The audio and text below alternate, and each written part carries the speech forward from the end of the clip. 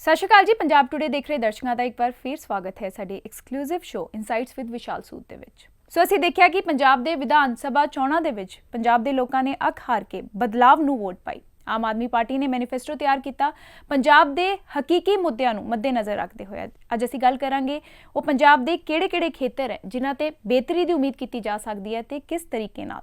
ਸਾਡੇ ਨਾਲ ਮੌਜੂਦ ਨੇ founder and CA of Punjab today channel Vishal Sood sir. ਸਤਿ ਸ਼੍ਰੀ ਅਕਾਲ ਸਰ। ਸਤਿ ਸ਼੍ਰੀ ਅਕਾਲ ਸਰ। ਸਭ ਤੋਂ ਪਹਿਲਾਂ ਤਾਂ ਸਹੁੰ ਚੱਕ ਸਮਾਗਮ ਜਿਹੜਾ ਕੱਲ੍ਹ ਹੋਣ ਜਾ ਰਿਹਾ, ਭਗਵੰਤ ਮਾਨ ਪਹਿਲੀ ਵਾਰੀ ਇੱਕ ਛੋਟੇ ਜਿਹੇ ਕਸਬੇ ਖਟਕੜ ਕਲਾਂ ਵਿਖੇ ਹੋਊਗਾ ਤੇ ਉਹਨਾਂ ਨੇ ਕਿਹਾ ਵੀ ਉਹਨਾਂ ਦੇ ਨਾਲ ਪੰਜਾਬ ਦੇ 3 ਕਰੋੜ ਲੋਕ ਵੀ ਸਹੁੰ ਚੱਕਣਗੇ। ਇਸ ਵਿਜ਼ਨ ਨੂੰ ਤੁਸੀਂ ਕਿੱਦਾਂ ਦੇਖਦੇ ਹੋ? ਬੇਸਿਕਲੀ ਇਹਦੇ ਆਪਟਿਕਸ ਤੇ ਮੈਨੂੰ ਬੜੇ ਚੰਗੇ ਲੱਗਦੇ ਪਏ ਨੇ। ਇਟਸ ਸਿੰਬਲਿਜ਼ਮ ਬੜੀ ਜ਼ਰੂਰੀ ਹੁੰਦੀ ਪੋਲਿਟਿਕਸ 'ਚ। ਕਲੀਅਰ ਕੱਟ ਹੈ ਮੈਸੇਜ ਦੱਸਦਾ ਪਿਆ ਆਮ ਆਦਮੀ ਪਾਰਟੀ ਦਾ ਤੇ ਭਗਵੰਤ ਮਾਨ ਜੀ ਦਾ ਵੀ ਕਿ we are here to make changes. ਅਸੀਂ ਇੱਥੇ ਕੁਝ ਕਰਨ ਆਏ ਹਾਂ। ਅਸੀਂ ਚੰਡੀਗੜ੍ਹ ਬਹਿ ਕੇ ਸ਼ਾਨਦਾਰ ਆਫਿਸਿਸ 'ਚ ਬਹਿ ਕੇ ਸਿਰਫ ਸਰਕਾਰ ਬਣਨ ਨਹੀਂ ਆਏ, ਅਸੀਂ ਕੰਮ ਕਰਨ ਆਏ ਹਾਂ। ਤੇ ਮੈਂ ਕਿਸੇ ਸ਼ੋਅ ਤੇ ਸੁਣਦਾ ਪਿਆ ਸੀ ਕਿ ਉਹ ਕਹਿੰਦੇ ਪਏ ਸੀ ਜੀ ਮਿਨਿਸਟਰਾਂ ਨੂੰ ਜਾਂ MLA ਜਿਹੜੇ ਬਣੇ ਨੇ ਉਹਨਾਂ ਨੂੰ ਮਿਨਿਸਟਰ ਬਣਨ ਦੀ ਹੋੜ ਨਹੀਂ ਲਾਣੀ ਚਾਹੀਦੀ। ਮੈਂ ਇਸ ਗੱਲ ਤੇ ਐਗਰੀ ਨਹੀਂ ਕਰਦਾ ਪਿਆ। ਜਦੋਂ ਉਹ ਮਿਨਿਸਟਰ ਬਣਨਗੇ ਉਹ MLA ਤੋਂ ਜ਼ਿਆਦਾ ਇੰਪੈਕਟ ਲਿਆ ਸਕਦੇ ਨੇ। ਉਹਨਾਂ ਨੂੰ ਆਪਣੀ ਕਾਬਲੀਅਤ ਦੇ ਹਿਸਾਬ ਨਾਲ ਉਹਨਾਂ ਨੂੰ ਆਇਡੈਂਟੀਫਾਈ ਕਰਕੇ ਮੈਂ MLA ਬਣਿਆ, ਮੇਰੇ ਅੰਦਰ ਐਂਬੀਸ਼ਨ ਹੋਣਾ ਚਾਹੀਦਾ ਕਿ ਮੈਂ ਮਿਨਿਸਟਰ ਵੀ ਬਣਾ ਤੇ ਮੈਂ ਆਪਣੇ ਦੇਸ਼ ਦੇ ਲਈ ਆਪਣੀ ਸਟੇਟ ਦੇ ਲਈ ਕੁਝ ਹੋਰ ਐਕਸਟਰਾ ਕਰਾਂ। ਤੇ ਜਿਹੜੇ ਸਭ ਤੋਂ ਟੈਲੈਂਟਡ MLA ਉਹਨਾਂ ਨੂੰ ਆਪਣੀ ਟੀਮ 'ਚੋਂ ਹਰ ਕੋਈ ਜਿਹੜੇ MLA ਬਣੇ ਨੇ ਉਹਨਾਂ ਸਰਟਨ ਕਾਬਲੀਅਤ ਤੇ ਹੁੰਦੀ ਆ, ਸਰਟਨ ਲੀਡਰਸ਼ਿਪ ਕੁਆਲਿਟੀਜ਼ ਹੁੰਦੀਆਂ। ਉਹਨਾਂ ਦੀ ਸਟਰੈਂਥ ਤੇ ਬੇਸਿਸ ਤੇ ਜੇ ਆਮ ਆਦਮੀ ਪਾਰਟੀ ਕੱਲ ਮਿਨਿਸਟਰੀ ਦਿੰਦੀ ਆ ਤੇ ਜਿਹੜੇ ਲੋਕੀ ਮਿਨਿਸਟਰ ਬਣਨ ਉਹ ਵੀ ਇਹਨੂੰ ਇੱਕ ਐਡੀਸ਼ਨਲ ਰਿਸਪੌਂਸਿਬਿਲਿਟੀ, ਇੱਕ ਵਿਜ਼ਨ ਸਮਝਣ, ਉਹਨੂੰ ਕਮਾਈ ਦਾ ਸਾਧਨ ਨਾ ਸਮਝਣ। ਜੋ ਟ੍ਰੈਡੀਸ਼ਨਲੀ ਮਿਨਿਸਟਰੀ ਲੈਣ ਪਿੱਛੇ ਕਿਉਂ ਉਸ ਮੀਡੀਆ ਆਊਟਪੋਸਟ ਨੇ ਵੀ ਕਿਉਂ ਕਿਹਾ ਹੋਏਗਾ ਕਿ ਮਿਨਿਸਟਰ ਬਣਨ ਦੇ ਲਾਲਚ ਨਾ ਕਰੋ। ਲਾਲਚ ਵਰਡ ਆਉਣ ਦਾ ਮਤਲਬ ਹੈ ਕਿ ਜਦੋਂ ਤੁਸੀਂ ਮਿਨਿਸਟਰ ਬਣਦੇ ਤੁਸੀਂ ਕਮਾਈਆਂ ਲਈ ਬਣਦੇ ਹੋ। ਇਹ ਹਜੇ ਤੱਕ ਦੀ ਅਜ਼ੰਪਸ਼ਨ ਰਹੀ ਹੈ। ਪਰ ਮੈਂ ਕਹਿੰਦਾ ਕਿ ਜੇ ਆਪਾਂ ਮੰਨਦੇ ਹਾਂ ਕਿ ਅਸੀਂ ਬਦਲਾਵ ਲਈ ਆਮ ਆਦਮੀ ਪਾਰਟੀ ਨੇ ਲਿਆਂਦਾ ਤੇ ਜਿਹੜੀ ਸਰਕਾਰ ਬਣੇ ਉਹ ਮਿਨਿਸਟਰ ਬਣ ਕੇ ਐਕਸਟਰਾ ਐਫਰਟ ਕਰਨ, ਐਕਸਟਰਾ ਜ਼ੋਰ ਲਾਣ। ਇੱਕ MLA ਦਾ ਕੰਮ ਜੇ 8-10 ਘੰਟੇ 'ਚ ਦਿਨ 'ਚ ਖਤਮ ਹੋ ਜਾਂਦਾ ਤੇ ਮਿਨਿਸਟਰ ਨੂੰ 16-16 ਘੰਟੇ ਲਾਣੇ ਪੈਂਦੇ ਨੇ, ਤਾਈਓ ਇੱਕ ਕੰਪਲੈਕਸ ਪੰਜਾਬ ਵਰਗੀ ਸਟੇਟ ਦੀ ਮਿਨਿਸਟਰੀ ਚਲਾਈ ਜਾਂਦੀ ਹੈ। So it is an added responsibility. ਤੇ ਜਿਹੜੇ ਉਹਨਾਂ ਦੇ ਸਭ ਤੋਂ ਟੈਲੈਂਟਡ ਲੋਕੀ ਨੇ ਉਹਨਾਂ ਨੂੰ ਕਹਿਣਾ ਚਾਹੀਦਾ ਕਿ ਅਸੀਂ ਬਣਨਾ ਚਾਹੁੰਦੇ ਹਾਂ ਤੇ ਉਹਦੇ ਵਿੱਚੋਂ ਬੈਸਟ ਲੋਕੀ ਸਿਲੈਕਟ ਹੋਣੇ ਚਾਹੀਦੇ ਆ। There is nothing wrong in saying कि भाई मैं मिनिस्टर बनना चाहना है। मिनिस्टर बन के सेवा करना चाहते हैं, कंट्रीब्यूट करना चाहते हैं तो ਜਿਹੜੇ पॉलिटिक्स 'ਚ ਆਏ ਨੇ ਉਹਨਾਂ ਦਾ ਹੱਕ ਬਣਦਾ, ਉਹਨਾਂ ਦੀ ਐਸਪੀਰੇਸ਼ਨ ਬਣਦੀ ਕਿ ਅਸੀਂ ਲਾਈਫ 'ਚ ਕੁਝ ਹੋਰ ਵੱਡਾ ਕਰੀਏ। ਪਾਵਰ ਦੇ ਵਿੱਚ ਆ ਕੇ ਅੱਛੇ ਪਾਵਰ ਦੇ ਵਿੱਚ ਆ ਕੇ ਤੁਸੀਂ ਚੰਗੇ ਕੰਮ ਕਰ ਪਾਓਗੇ।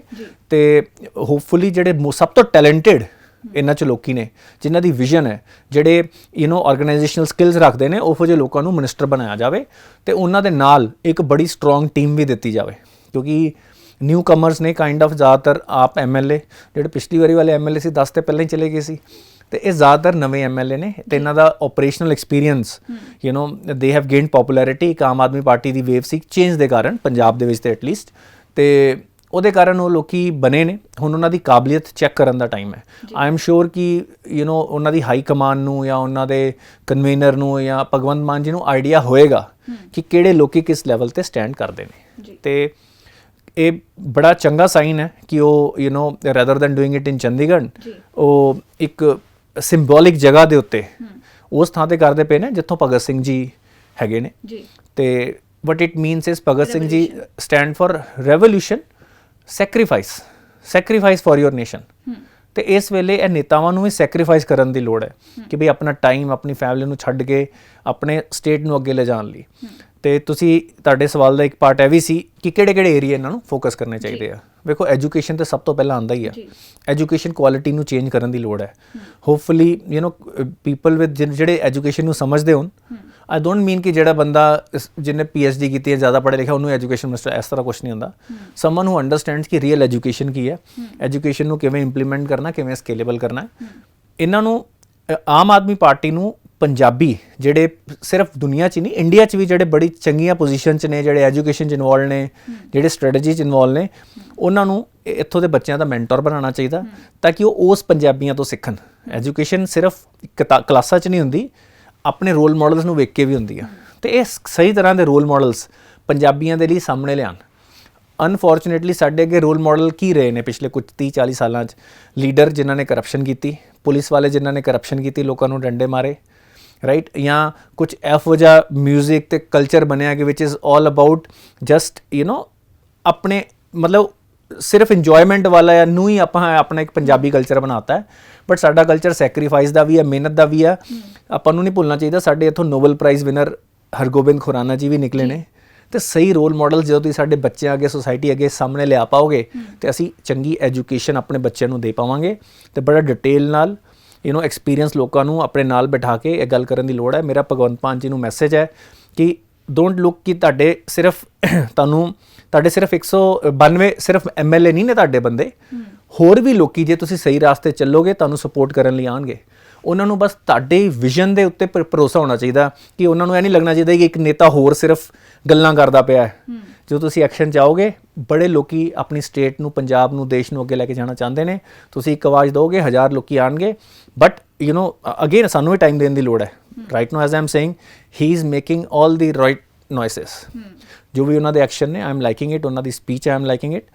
3 ਮਹੀਨੇ ਤੋਂ 6 ਮਹੀਨੇ 'ਚ ਪਤਾ ਚੱਲੇਗਾ ਕੀ ਰੋਡ ਮੈਪ ਬਣਾਉਂਦੇ ਨੇ। ਜੀ ਸਰ, ਐਮਪਲੋਇਮੈਂਟ ਆਪਰਚੁਨਿਟੀਜ਼ ਦੀ ਜੇ ਗੱਲ ਕਰੀਏ ਤਾਂ ਉਹਨਾਂ ਨੇ ਕਾਫੀ ਵਾਅਦੇ ਕੀਤੇ ਹੈ। ਪਹਿਲਾਂ ਵੀ ਸਰਕਾਰਾਂ ਨੇ ਕਾਫੀ ਵਾਅਦੇ ਕੀਤੇ ਤੇ ਕਿ ਜਿਹੜੇ ਯੂਥ ਹੈ ਇੱਥੇ ਦਾ ਬਾਹਰ ਜਾ ਰਿਹਾ ਇਨ ਸਰਚ ਆਫ ਬੈਟਰ ਜੌਬ ਆਪਰਚੁਨਿਟੀਜ਼, ਉਹਨਾਂ ਨੂੰ ਵਾਪਸ ਲਿਆਇਆ ਜਾਊਗਾ ਤੇ ਇੱਥੇ ਦੇ ਯੂਥ ਨੂੰ ਰੋਕਿਆ ਜਾਊਗਾ।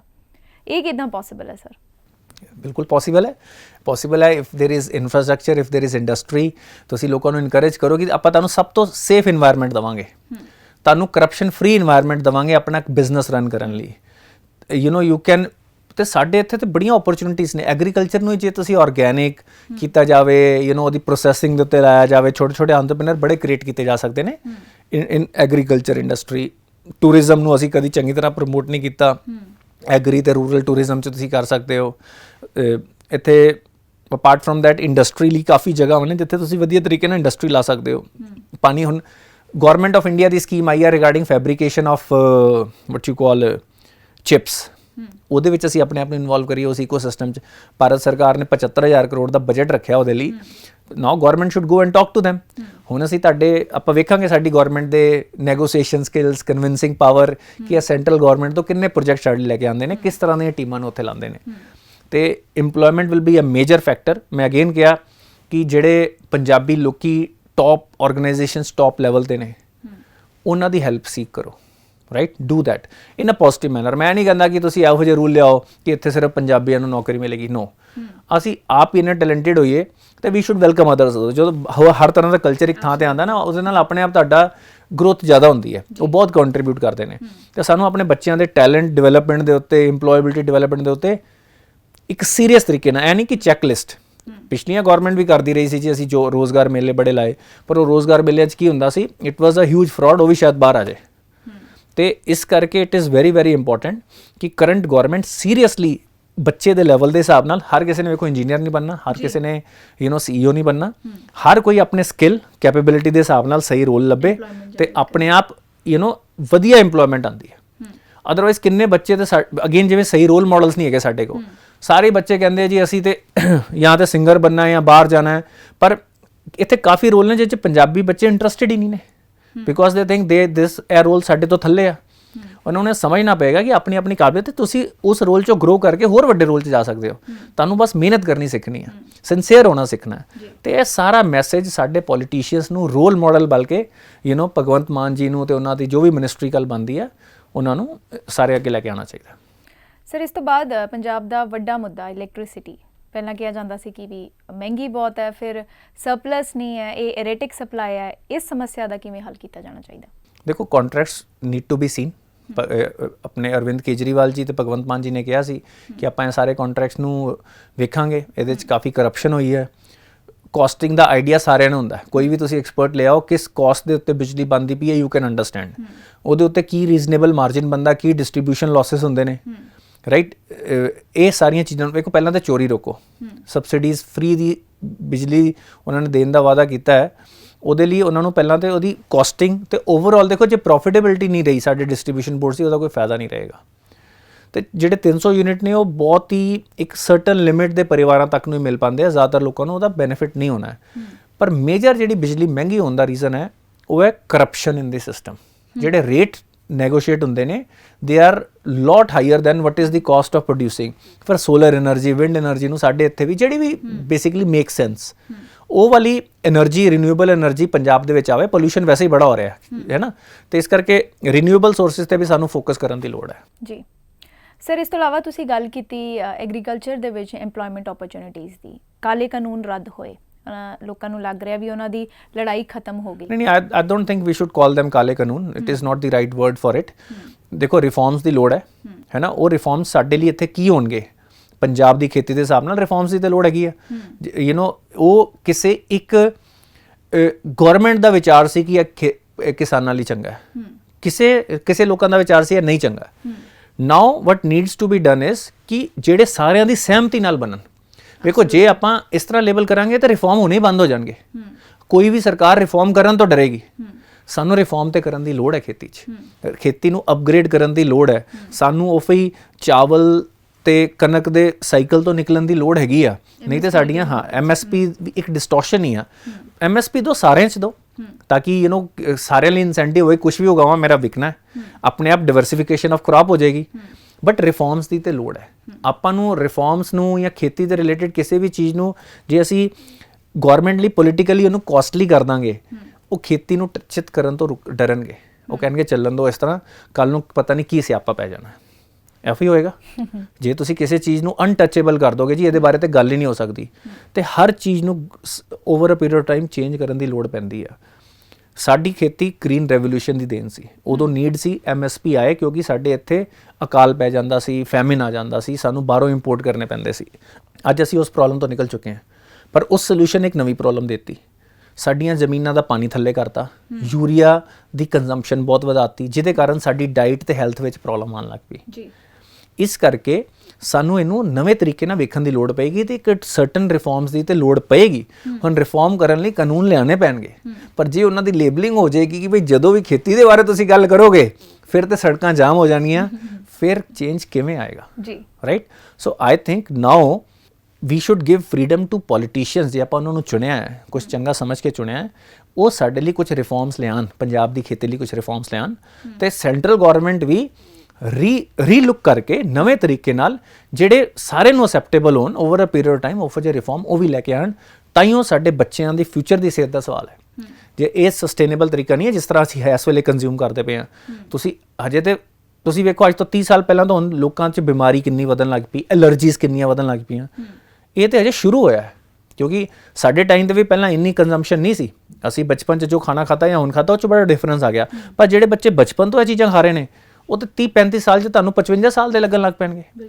ਇਸ ਕਰਕੇ ਖੇਤੀ ਰਿਫਾਰਮ ਸਭ ਤੋਂ ਜ਼ਰੂਰੀ ਚੀਜ਼ ਹੈਗੀ ਆ it should be looked into and we should also facilitate governments media ਦਾ ਵੀ ਰੋਲ ਇੱਥੇ ਰਹਿੰਦਾ ਹੈ ਨਾ ਤੇ ਜਿਹੜੀਆਂ ਯੂਨੀਅਨਸ ਨੇ ਕਿਸਾਨਾਂ ਦੀਆਂ ਉਹਨਾਂ ਨੂੰ ਵੀ ਪੋਜ਼ਿਟਿਵ ਸਕਾਰਾਤਮਕ ਰੋਲ ਲੈਣਾ ਪਏਗਾ ਇਹ ਨਹੀਂ ਹੈ ਕਿ ਹਰ ਵੇਲੇ ਤੁਸੀਂ ਸਿਰਫ ਐਜੀਟੇਸ਼ਨ ਕਰਨ ਲਈ ਨਿਕਲ ਪਾਓ ਜੀ ਸਰ ਹੈਲਥ ਕੇਅਰ ਦੀ ਫੀਲਡ ਤੇ ਆਉਂਦੇ ਆ ਮੁਹੱਲਾ ਕਲੀਨਿਕਸ ਬਣ ਰਹੇ ਨੇ ਜਾਂ ਫ੍ਰੀ ਹੈਲਥ ਕੇਅਰ ਫੈਸਿਲਿਟੀਜ਼ ਹੈ ਬੰਨੇ ਸ਼ੁਰੂ ਹੋਣੇ ਆ ਜੀ ਹਾਂ ਉਸ ਤੋਂ ਇਲਾਵਾ ਡਰੱਗ ਮੈਨੇਜ ਨੂੰ ਅਸੀਂ ਜੋੜ ਸਕਦੇ ਹਾਂ ਸਰ ਇਹਦੇ ਨਾਲ ਬਿਲਕੁਲ ਮੈਨੂੰ ਸਭ ਤੋਂ ਵੱਡੀ ਉਮੀਦ ਹੈ ਵਾ ਕਿਉਂਕਿ ਦੇਖੋ ਨੈਕਸਸ ਸੀ ਯੂ نو ਪੋਲੀਟੀਸ਼ੀਅਨਸ ਦਾ ਬਿਊਰੋਕਰੇਟਸ ਦਾ ਪੁਲਿਸ ਦਾ ਤੇ ਉਹਦਾ ਆਪਣੇ ਕ੍ਰਿਮੀਨਲਸ ਦਾ ਇਹ ਨੈਕਸਸ ਮੈਨੂੰ ਲੱਗਦਾ ਐਤਕੀ ਟੁੱਟੇਗਾ ਆਮ ਆਦਮੀ ਪਾਰਟੀ ਦੇ ਆਉਣ ਨਾਲ ਜੇ ਇਹ ਨੈਕਸਸ ਟੁੱਟ ਗਿਆ ਤੇ ਨਸ਼ਾ ਇੰਨੀ ਆਸਾਨੀ ਨਾਲ ਅਵੇਲੇਬਲ ਨਹੀਂ ਰਹੇਗਾ ਸਿਸਟਮ ਰੁਕਣਗੇ ਆਫ ਕੋਰਸ ਕੁਝ ਕ੍ਰਿਮੀਨਲ ਐਕਟੀਵਿਟੀ ਵੱਧ ਵੀ ਸਕਦੀ ਹੈ ਇਨਕਾਊਂਟਰਸ ਹੋ ਸਕਦੇ ਨੇ ਸਾਰੀਆਂ ਚੀਜ਼ਾਂ ਹੋ ਸਕਦੀਆਂ ਨੇ ਕਿਉਂਕਿ ਜਿਹੜੇ ਲੋਕੀ ਇਹ ਕੰਮ 'ਚ ਪਏ ਨੇ ਦੇ ਵਿਲ ਆਲਸੋ ਨਾਟ ਗੋ ਅਵੇ ਸਾਇਲੈਂਟਲੀ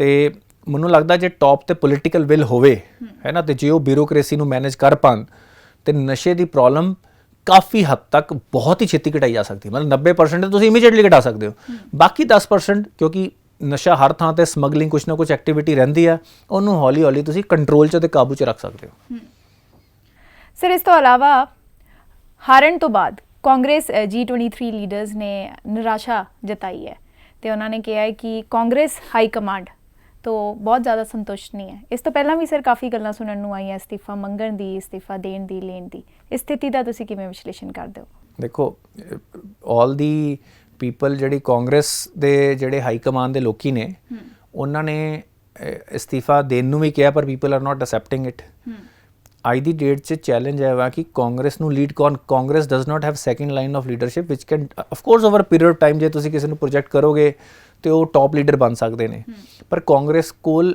ਇਸ ਵੇਲੇ ਇੱਕ ਬਹੁਤ ਵੱਡਾ ਬੈਂਕਰਪਸੀ ਹੈ ਲੀਡਰਸ਼ਿਪ ਦੀ Congress is full of sycophants Congress Gandhi family ਦੇ ਚਮਚਿਆਂ ਤੋਂ ਬਣੀ ਹੋਈ ਪਾਰਟੀ ਹੈ ਇਸ ਵੇਲੇ ਅੱਜ ਦੀ ਡੇਟ 'ਚ ਆਫ ਕੋਰਸ ਕਾਂਗਰਸ ਦਾ ਰੋਲ ਰਿਹਾ ਸਾਡੀ ਆਜ਼ਾਦੀ ਦੇ ਹਰ ਚੀਜ਼ਾਂ 'ਚ ਵੀ ਐਕਸੈਪਟ ਦੈਟ ਬੜੇ ਸਾਲ ਉਹਨਾਂ ਨੇ ਰੂਲ ਕੀਤਾ ਤੇ ਉਹਨਾਂ ਦੀਆਂ ਵੀ ਅਚੀਵਮੈਂਟਸ ਹੈਗੀਆਂ ਨੇ but right now it is a very sad state G23 ਜਿਹੜੇ ਜੋ ਸੋ ਕਾਲਡ ਨੇਤਾ ਜਿਨ੍ਹਾਂ ਨੂੰ ਕਿਹਾ ਜਾਂਦਾ ਉਹਨਾਂ ਨੇ ਪਹਿਲਾਂ ਵੀ ਇਹੋ ਹੀ ਕਿਹਾ ਕਿ ਬਈ we are not being taken seriously ਹੈ ਨਾ ਤੇ ਉਹ ਵੀ ਕੋਈ ਇਸ ਤਰ੍ਹਾਂ ਬਹੁਤ ਆਫ ਕੋਰਸ ਉਹ ਕਿਉਂਕਿ ਕਾਂਗਰਸ ਦੇ ਨੇਤਾ ਰਹੇ ਨੇ ਲੋਕੀ ਉਹਨਾਂ ਨੂੰ ਜਾਣਦੇ ਨੇ ਪਰ ਉਹ ਮਾਸ ਨੇਤਾ ਉਹਨਾਂ 'ਚ ਕੋਈ ਨਹੀਂ ਹੈ no one can turn around things for them ਇਸ ਵੇਲੇ ਮੈਨੂੰ ਤਾਂ ਇਹ ਲੱਗਦਾ ਹੈ ਕਿ ਜੇ ਲੈਟਸ ਸੇ ਗਾਂਧੀ ਫੈਮਿਲੀ ਵੀ ਜੇ ਲੀਡਰਸ਼ਿਪ ਤੇ ਰਹਿੰਦੀ ਆ they should allow cultivate next level of leadership talented youngsters ਨੂੰ ਜਿਨ੍ਹਾਂ ਦਾ ਐਕਸਪੀਰੀਅੰਸ ਹੈ ਜਿਹੜੇ ਮੁੱਦਿਆਂ ਤੇ ਗੱਲ ਕਰਨ ਤੇ ਦੂਜੀ ਗੱਲ ਹੈ ਉਹ ਹਰ ਗੱਲ ਤੇ ਅਪੋਜ਼ ਨਾ ਕਰੀ ਜਾਣ ਉਹ ਜਿਸ ਚੀਜ਼ਾਂ ਤੇ ਅਪੋਜ਼ ਕਰਦੇ ਨੇ ਨਾ ਉਹ ਕਾਂਗਰਸ ਦੀ